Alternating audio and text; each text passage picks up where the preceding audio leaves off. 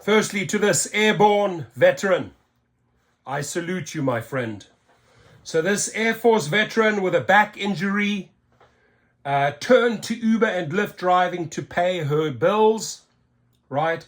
A few months later, she lost her apartment.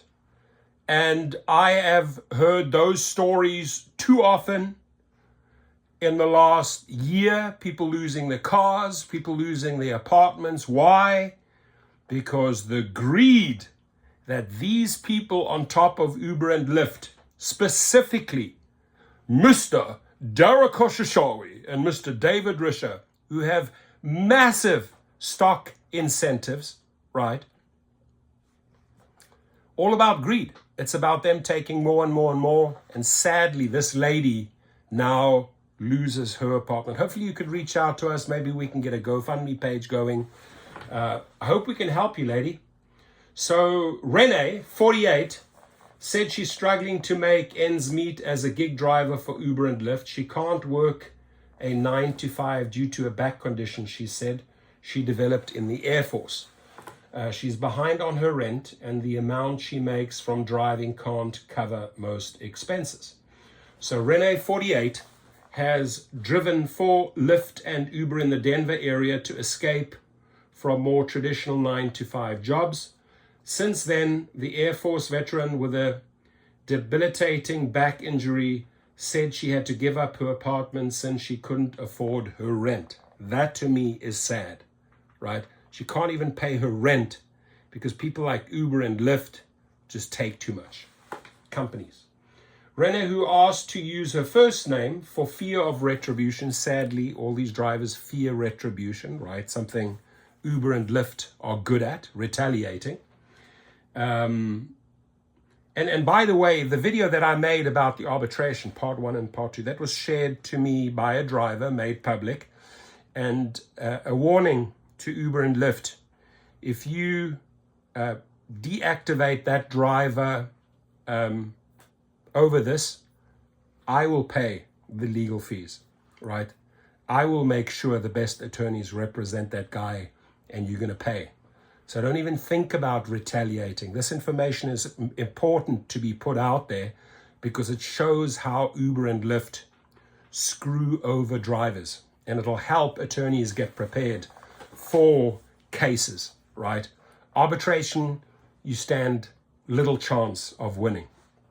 So Renee, who asked to use her first name, sadly, for fear of retribution, said after joining the Air Force in 1997 and dealing with intense pain since basic training, she struggled to maintain a job. I wonder what happened there. It's interesting. She said it became too difficult to work consistently, and she needed the flexibility to work when she felt up for it. She took up a gig driving in August 2023, hoping it would help her pay bills. However, increased competition for rides in her area and earnings that came in at about $10 to $15 an hour. Can't operate on 10 to 15 hours and dollars an hour, ladies and gentlemen. After taxes and car expenses have forced her to consider other options. It's pretty hard to say to an employer, I can't sit for more than 2 hours, but I need to make a full-time wage, she said. Across the country, thousands of Americans with disabilities are looking to gig work to make ends meet. As many Americans with disabilities are unable to put in 40 hours a week or sit behind a desk for 8 hours a day, that would drive me nuts. Many look to the flexibility of gig roles, including ride-hail driving, allowing them to work for a few hours a week and craft a schedule around medical appointments or recovery days. Isn't that sad? That you craft your schedule around your medical trips. It's just sad. It really is. Still, many gig drivers with disabilities, including veterans, aren't making enough per hour to pay their rent. I wonder why. Mr. Khosrowshahi, I wonder why. Mr. Risher. And car bills given gas prices and the cost of vehicle maintenance.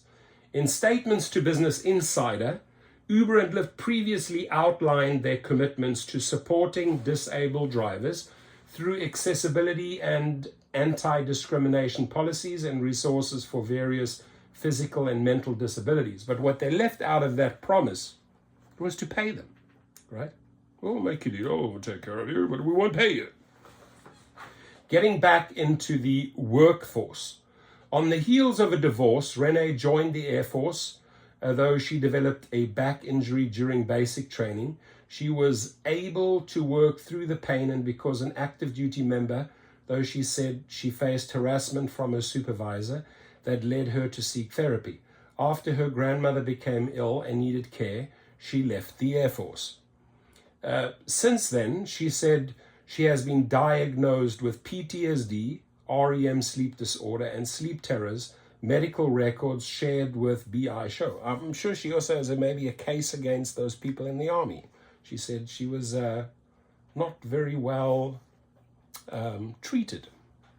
She still needs to see a chiropractor for her back condition, which has been costly. She said she now has trouble digesting food and may need spinal fusion surgery, which would put her out of work for at least 6 months. Damn.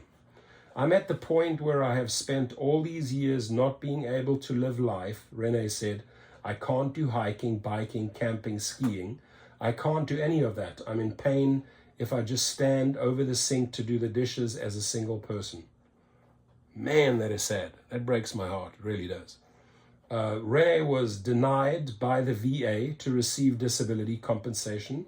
Documents she shared with Business Insider showed the VA couldn't find direct evidence to support that her injuries were service-connected. Okay, so, enroll her, use her in the service, spit her out, and then don't pay her. Come on, you fucking veteran disability, you VA. What's up with you? VA wants to ensure all veterans, family members, and survivors receive the benefits they are entitled to, and our goal is to work with veterans every step of the way to get to a yes. Obviously, you didn't get to a yes, you got to a no. The VA's press secretary, Terrence Hayes, said in a statement to BI, service connection for disability benefits generally requires 3 elements: qualifying service, as well as medical evidence of a current physical or mental disability, and evidence of a relationship between the disability and an injury, disease, or even event in military service. My suggestion, Renee, get yourself a good attorney, right? And take it up with the VA or with the Army. She said working in any job requiring physical activity is impractical as she can't lift things or sit for too long.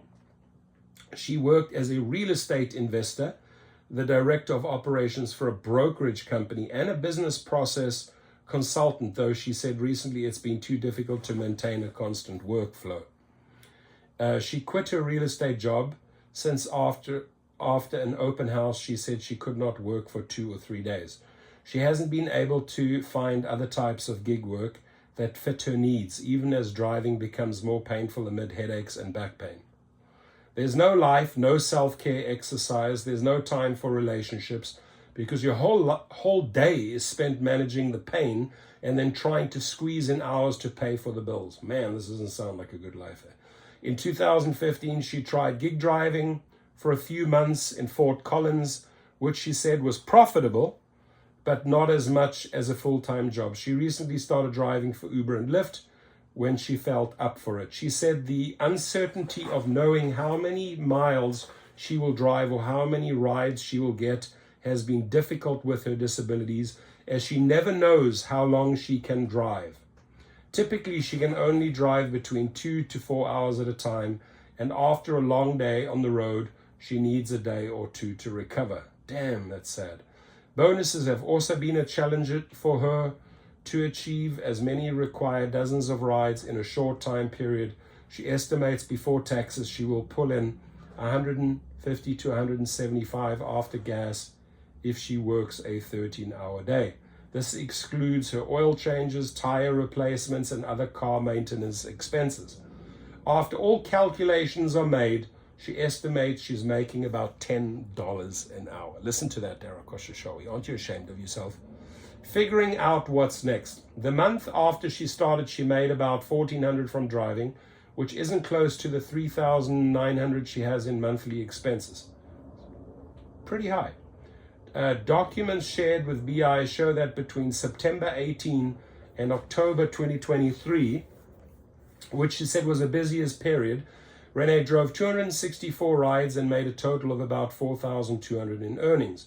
These rides were done over 150 hours, or 30 hours a week. Recently, though, she said rides have been slow and she's taken more time off. The time she spends on the road has taken away from the time she needs to spend on medical appointments and VA paperwork. She recently lost her apartment as she was a few months behind on payments, and she's had to move in with her family temporarily. She's looked at other gig opportunities on Fiverr, and she's tried contacting past employees or friends to see if she could do virtual freelance. She fears she may need to sell many of her belongings so she doesn't need to pay much for storage. She tried strategizing to pull in the most money she could given her conditions, including being on the road by 5 a.m., which allows her to get more profitable airport rides. She chooses not to do lengthier rides. On a recent ride over 140 minutes away, she pulled in $70 but couldn't find rides on the way back. Doesn't that sound familiar? She also said she tries to keep her car as clean as possible and has gotten better at reading people to gauge when passengers are more willing to talk. She's had meaningful conversations with people and has guided them through difficult times. My guess, Renee, is that God's going to come back and pay you back in a good way, because your karma is good.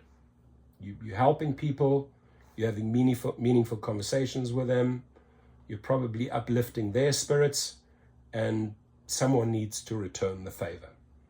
So I've had therapy sessions in the car where somebody was just really struggling. She said, the one thing that I like about my job is I can be an ear to support people in their day if they are struggling. And this was written by NSHEIDLOWER at Business Insider. N. Scheidlauer.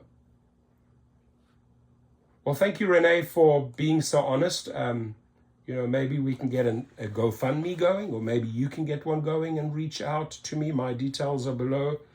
You sound like an amazing person. You've also been in the army. I myself as well. So we have something in common here, at least. Almost the same age. And also a veteran like you. Don't suffer from these back pains. I can only imagine how that impacts your day-to-day activities. It must be really, really hard for you, struggling to do the job and make ends meet. But I do believe God has a bigger and better plan for you. And, maybe drivers can come to your aid. We've done it many, many times. We've raised millions upon millions upon millions of dollars for GoFundMe causes in this channel and other channels.